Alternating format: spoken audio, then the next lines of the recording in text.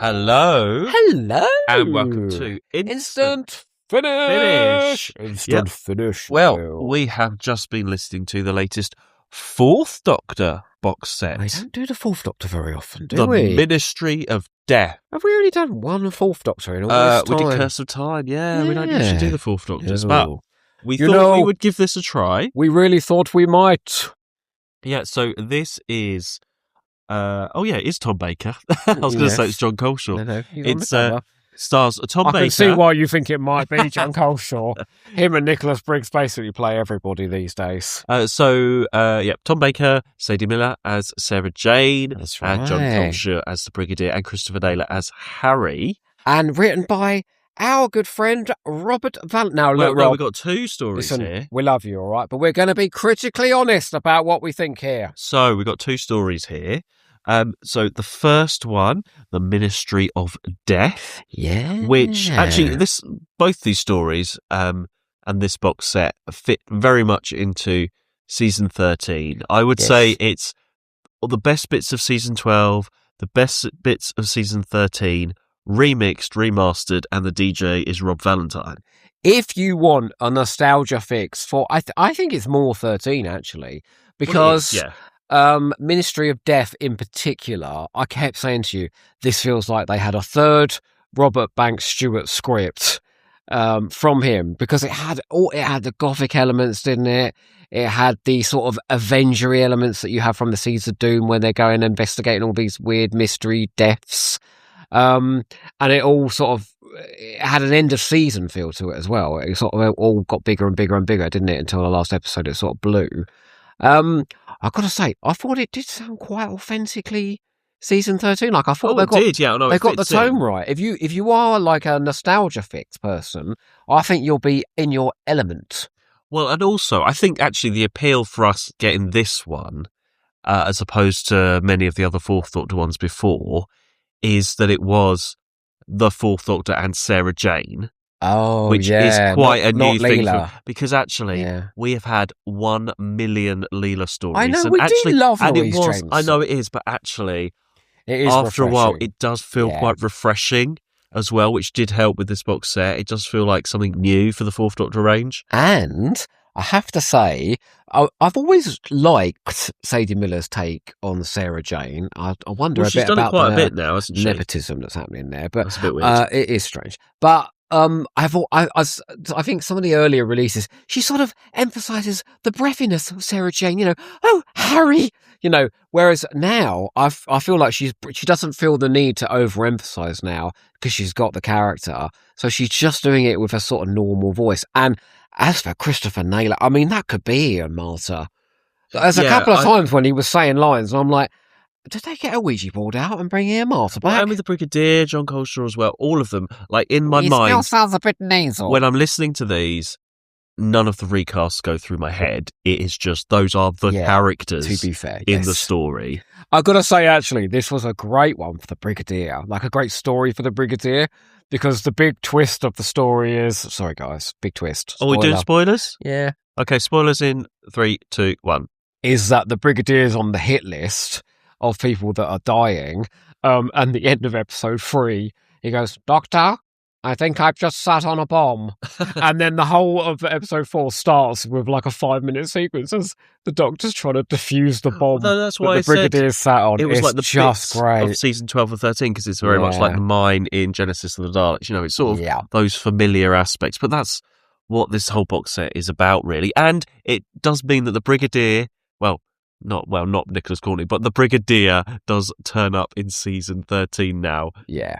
It feels like it's ticking a after box, his absence in Android Invasion and Seas of Doom. Weirdly enough, I know we'll talk about the second story in a second. I did feel like, I kept saying to you, that first one, which is the 4-parter, Ministry of Death, that felt like it should have been the conclusion, because at the end of that, the Doctor gets like an honorary, what's it called, like a knighthood? Okay. From the royal family, and I thought, oh my god, that would have been such a great. And then for the Tom Baker to have just gone, no, thank you, oh no, bye bye, and gone off. This one, Ministry of Death, great mystery. Again, like the villain, it's Caroline Seymour, isn't it? Yeah, she's having great. Played by Caroline Seymour. She's doing the sort of Russian accent. Again, sort of those elements that we're familiar with, like what's her name from Robot, the female villain. It definitely had the gothic horror, didn't it? Because it had the sort of crazy organ music playing, bits of gothic and then horror. The Postman, which was this sort of weird mutant character coming going, "Hello, I've come to take you away." It was very strange, but very Hinchcliffe. There was enough mystery to unfold over the 4 episodes. I wasn't bored. No, absolutely not bored throughout at all. It was weird at the end though, because it sort of finished quite early in that episode 4, and there was a good chunk of the end which was dedicated into following into the next story in the box set, which I thought was a bit odd. You were so confused because you were like, "Well, why's the Brigadier stolen the TARDIS?" And then when they gave you the answers in the next one, it was just to do the admin, just to tidy up from the story. So the second story in this set is called The Inhuman Empire by Phil Munn Ryan. Is that how you say it? Mr. Munn Ryan. Is that how you say it? Yeah, let's say so. Yeah. So that's 2 episodes, and it is linked, like we say. So the Brigadier, and this is my biggest thing out of the whole box set, and it's quite a minor thing, I suppose. So the Brigadier takes the Doctor's TARDIS to force him to stay and help out UNIT and, like you say, do admin. It's just the weirdest out of character thing. I just don't think the Brigadier would do that. He never did that in like all of the hundreds of things before. And in so much so that I thought it was setting it up that the Brigadier had been like taken over or was like working for somebody. Especially when it's revealed who the villains are. I thought it would be a part of the actual plot of the villain. That's why it was so out of character. I was like, hang on, they're doing this on purpose, surely, because it's so out of character. Just wanted him to it's bizarre. Tie up all of his loose ends. I was so confused. And actually, adding to the confusion as well, this isn't really the script's fault, it's more the production side of things.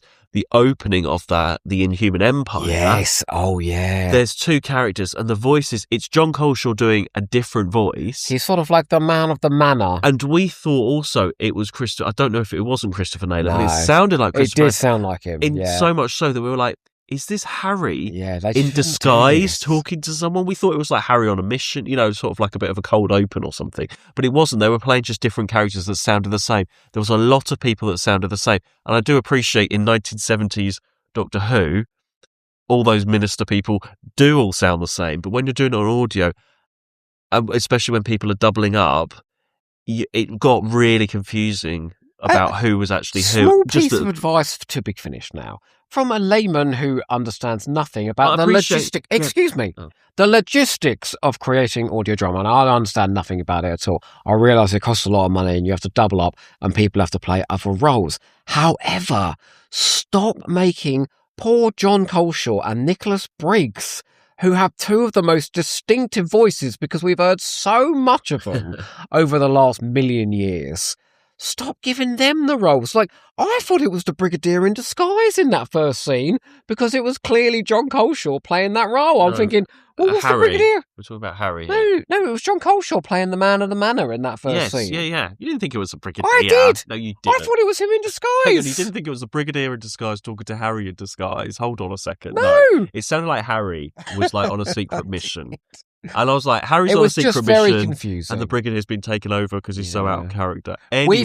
We've heard quite a few audios lately. We're going to do a Tomorrow People episode fairly soon where I'll be making the same complaint, where they've got people doing like terrible accents. Well, actually, no. And the woman that plays Sarah Jane's friend Alison, in some points, they both sounded the same as well because they're both doing that same kind of voice. And it's like, just cast somebody else. Do you remember different, just when you've got that distinction? To that 8th Doctor one where Gary Russell said he would put in distinctive and that's what you need to do. Sounding voices. This is why 1 to 100 is better than what comes later, because Gary Russell understands his stuff and he don't want to piss us off by using the same actors all the time. Anyway, the story for the Inhuman Empire is very good, and there's a good. Of course, you think this. Of course. I mean, I had no idea. Let's not give the spoilers. Knew. It's a returning villain. No, let's not give spoilers because people haven't had a chance to listen to it. Okay, fine. I was very pleased with the returning villains in this one. Nice surprise. All the clues are there. All the familiar sound effects are there. Once it gets revealed, it is a tradition. Like, it couldn't have been a 4-parter. There's not enough going on. It's a nice, concise 2-parter with these villains It's the same old conclusion. It's the same old issue. Nothing new at all. But it's just a fun two-parter just to fit in this box set, I think. Nothing new at all. I mean, that could be Big Finish these days, couldn't it? But I think this when one was the last time there was an original idea? Season 13. When I realised... And to appeal to the fans of that time, it does what it set out to do, I think. When I realised that this was going to be the Fourth Doctor meets the Autons... Oh, sorry. Oh, come on. I mean, Jesus Christ. They're talking about orbs and globes in the first episode. All right, fine. And then packing cases full of dummies.